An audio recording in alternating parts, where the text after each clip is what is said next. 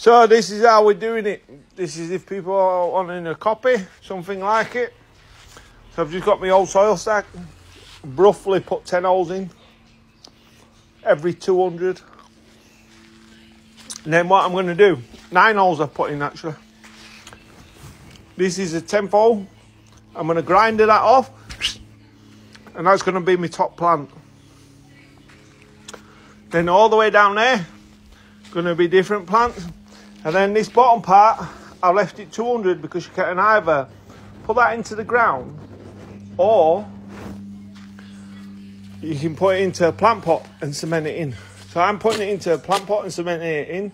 That way, if they're not growing in the sun where they are, where I position them in the garden, I can just move it. Do you know what I mean? Eventually what I do is I get the kids to decorate this pole so it looks